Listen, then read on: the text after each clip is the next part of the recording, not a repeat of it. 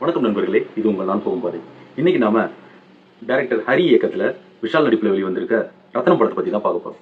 ரத்னம் ஒரு land mafia கும்பல் பிரியா பவானி சங்கர் கொல்றதுக்கு வராங்க. அவங்கள விஷால் எதிர்ச்சியா காப்பாத்துறாரு.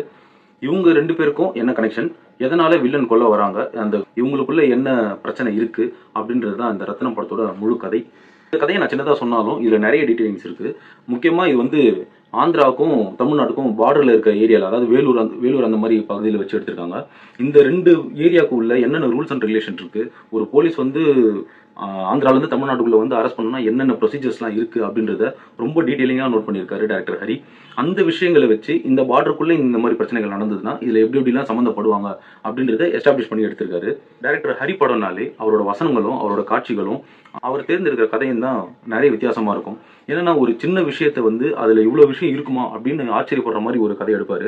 அதே மாதிரி தான் இந்த படத்துலையும் சின்ன சின்ன டீட்டெயிலிங்ஸை வச்சு இது எவ்வளோ பெரிய பிரச்சனையாக ஆகக்கூடிய ஒரு விஷயம், ஆனால் இது எப்படி ஹேண்டில் பண்ணுறோம் பாரு அப்படின்ற மாதிரி ஷார்ட் நோட்ஸ் மாதிரி நம்மகிட்ட கொடுத்துருக்காரு. படம் முடிச்சுட்டு வெளில வந்தவொடனே பெஸ்ட்டாக எனக்கு தோணுன ஒரே ஒரு கேரக்டர் சமுத்திரகனியோட கேரக்டர் தான், பிரியா பவானி சங்கர். இந்த படத்தில் மெயின் ரோலே வந்து அவங்க தான். அவங்களுக்கு கொடுத்துருக்க கதாபாத்திரன்றது வந்து கொஞ்சம் ஹெவியான கேரக்டர் தான். அதில் என்னென்னா அவங்க ரியாக்ஷன்ஸ் என்ன மாதிரி இருக்குன்றது தான் நம்மளோட தேடலாகவே இருக்கும். ஏன்னா அந்த மாதிரியான ஒரு கதைக்களத்தை தான் எடுத்துகிட்டு போகிறாங்க. அந்த கதாபாத்திரத்தை அவங்க ரொம்ப தாங்கி நடிச்சிருக்காங்க. அவங்களோட முழு எஃபர்ட் இந்த படத்தில் தெரியுது. நான் மட்டும் இல்லாமல் இந்த படத்தில் நடிச்சிருக்க எல்லா கேரக்டர்ஸுமே வந்து முக்கியமான கேரக்டர்ஸ்னு இங்கே ப்ரொஜெக்ட் பண்ணியிருக்க எல்லா கேரக்டர்ஸுமே அவங்களோட ஒர்க்கை நல்லா நீட்டாக பண்ணியிருக்காங்க. இவங்களை தாண்டி இந்த படத்தோட பெரிய சப்போர்ட்டே வந்து ஸ்டண்ட் மாஸ்டர்ஸ் தான். ஒரு ஸ்டண்ட் சீனும் வந்து அவ்வளோ சூப்பராக கோரியோ பண்ணியிருக்காங்க. முக்கியமாக சொல்லணும்னா இன்டர்வலுக்கு முன்னாடி ஒரு ஸ்டண்ட் சீன் வரும். அதில் காட் ஆஃப் வார் மாதிரி கயிறு கட்டி அறுவலை கொடுத்துருப்பாங்க. அது வச்சு அந்த கொரியோகிராஃபி நல்லா இருந்தது. அதே மாதிரி ஒரு சேசிங் சீன் ஒன்று, 2 சேசிங் இருக்கும். அந்த 2 சேசிங்குமே நல்லா இருந்தது. ஒன்று வந்து 5 மினிட்ஸில் கண்டினியூஸாக எடுத்த ஷாட்டு. அது ஸ்டண்ட்டு முடிஞ்சு ஸ்டண்ட்லேருந்து கார் சேஸில் வர வரைக்கும் அதை கண்டினியூஸாக எடுத்திருப்பாங்க. அந்த சீட்டோட கார் சீட்டுக்கு பேக் சைடில் இருந்து அந்த ஷாட் எடுத்திருக்காங்க. அது இந்த சைடில் என்ன நடக்குதுன்றதையும் காட்டுறாங்க, அந்த ஃப்ரண்ட் சைடில் என்ன பிரச்சனை போயிட்டு இருந்ததும் காட்டுறாங்க.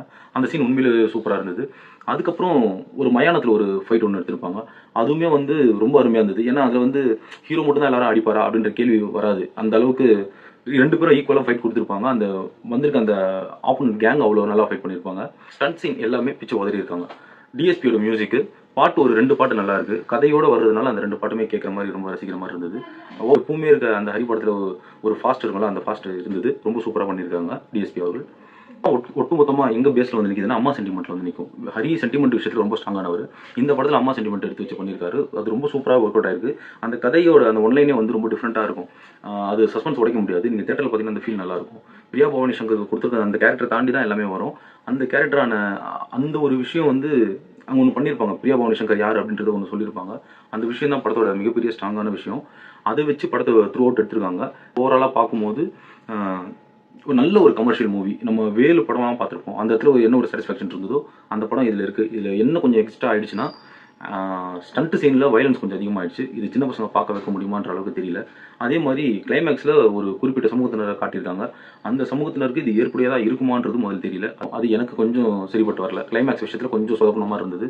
மற்றபடி படம் ஓவராலாக பார்க்கும்போது ஒரு நல்ல மூவி, நல்ல ஒரு கமர்ஷியல் மூவி. ரொம்ப நாளுக்கு அப்புறம் ஒரு நல்ல கமர்ஷியல் மூவி வந்திருக்கு. கண்டிப்பாக இந்த தேட்டரில் பார்த்து என்ஜாய் பண்ணுங்கள். நன்றி.